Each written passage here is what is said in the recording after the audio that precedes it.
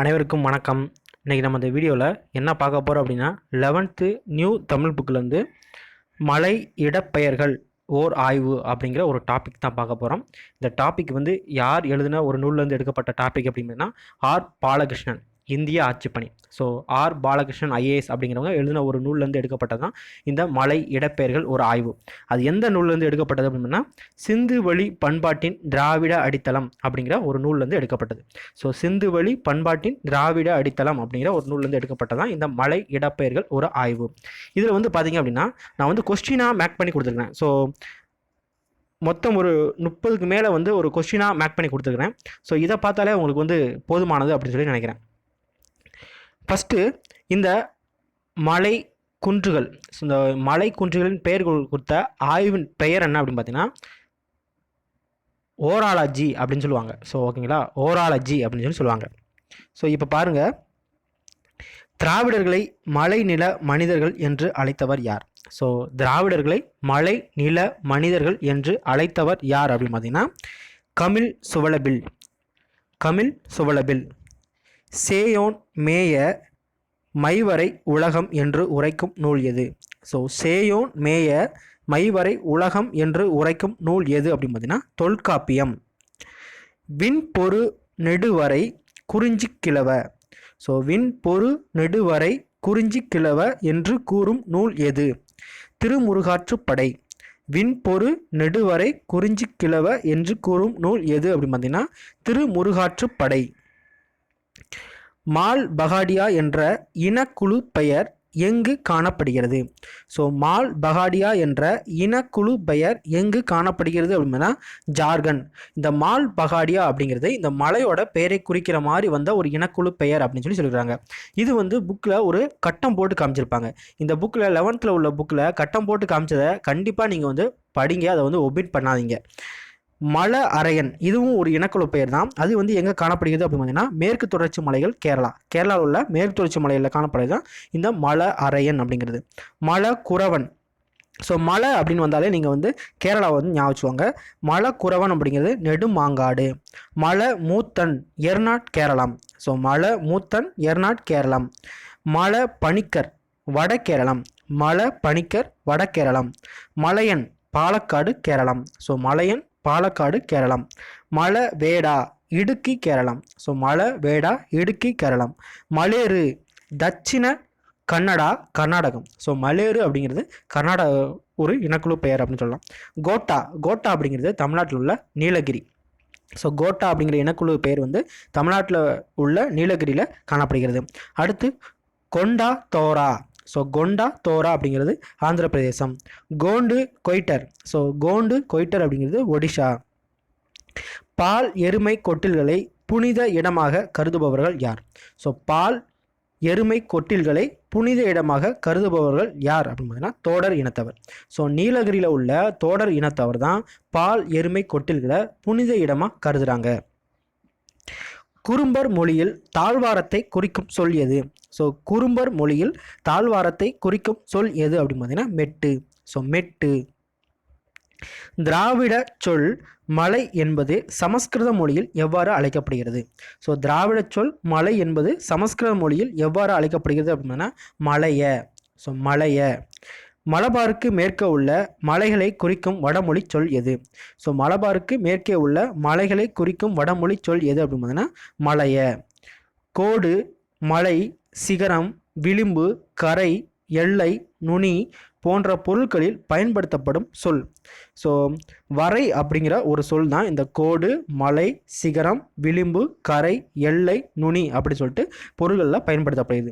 So வரை அப்படிங்கிற சொல்லுக்கு பொருள் என்ன அப்படின்னா கோடு, மலை, சிகரம், விளிம்பு, கரை, எல்லை, நுனி.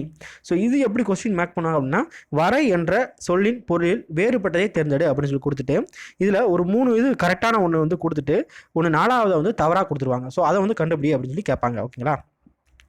அடுத்து நுனி முதல் அடி வரை என்பதில் வரை என்ற சொல் குறிக்கும் பொருள் என்ன?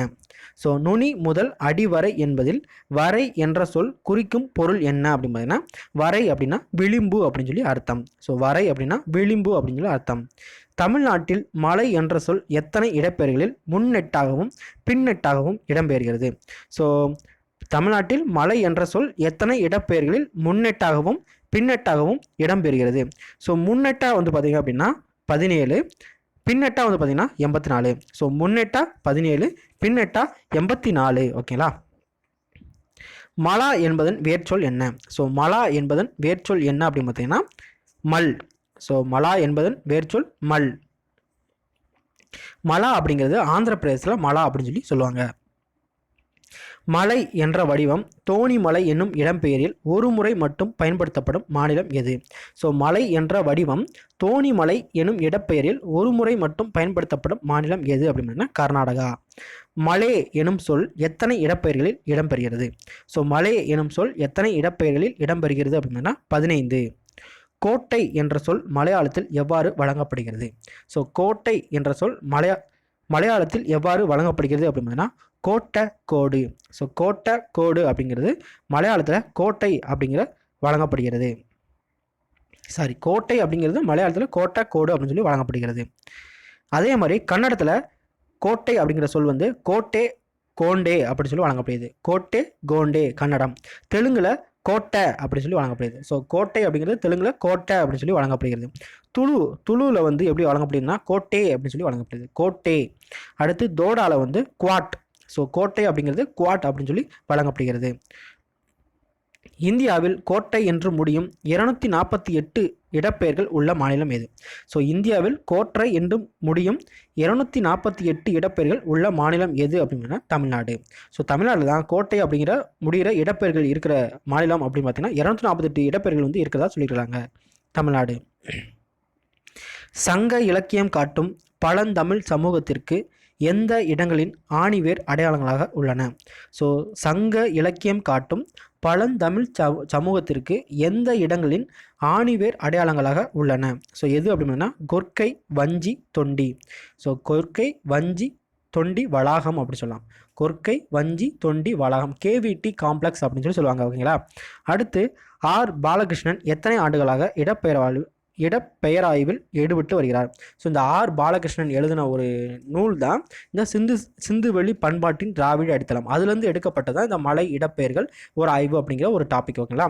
இவர் வந்து ஒரு IAS அப்படின்னு சொல்லலாம். ஓகேங்களா? ஸோ எத்தனை ஆண்டுகளாக இடப்பெயராய்வில் ஈடுபட்டு வருகிறார் அப்படின்னா 28 ஆண்டுகளாக இடப்பெயர் ஆய்வில் ஈடுபட்டு வருகிறார். ஓகேங்களா? அடுத்து கொர்க்கை, வஞ்சி, தொண்டி வளாகத்தை ஆய்வுலகின் கவனத்திற்கு கொண்டு வந்தவர் யார்? ஸோ கொர்க்கை, வஞ்சி, தொண்டி வளாகத்தை ஆய்வுலகின் கவனத்திற்கு கொண்டு வந்தவர் யார் அப்படின்னா ஆர் பாலகிருஷ்ணன். அன்புள்ள அம்மா சிறகுக்குள் வானம் நூல்களை எழுதியவர் யார்? ஸோ அன்புள்ள அம்மா சிறகுக்குள் வானம் நூல்களை எழுதியவர் யார் அப்படின்னா ஆர் பாலகிருஷ்ணன். இவர் எழுதின நூல்கள் தான் இந்த அன்புள்ள அம்மா சிறகுக்குள் வானம் அப்படிங்கிறது. ஆர் பாலகிருஷ்ணன் எந்த ஆண்டு இந்திய ஆட்சி பணி தேர்வை முதலாக முழுவதும் தமிழில் எழுதி முதல் முயற்சியிலே வெற்றி பெற்றார்? 1984. ஸோ ஆர் பாலகிருஷ்ணன் எந்த ஆண்டு இந்திய ஆட்சி பணி தேர்வை முதலாக முழுவதும் தமிழில் எழுதி முதல் முயற்சியிலே வெற்றி பெற்றார்? 1984. ஸோ இதோட இந்த டாபிக் வந்து முடிஞ்சு. மொத்தமாக வந்து பார்த்தீங்கன்னா கொஸ்டினாக மேக் பண்ணாலே 35 கொஸ்டின் தான் இதில் வந்து மேக் பண்ணுற அளவுக்கு இருக்குது. இன்னொன்று இருக்குது ஒரு ஒரு அட்டவணை மாதிரி இருக்குது. என்ன அப்படின்னு பார்த்தீங்கன்னா திராவிட சொற்கள் குறிக்கிற மாநிலம், அதாவது மாநிலம், மாவட்டம், அது வந்து இருக்குது.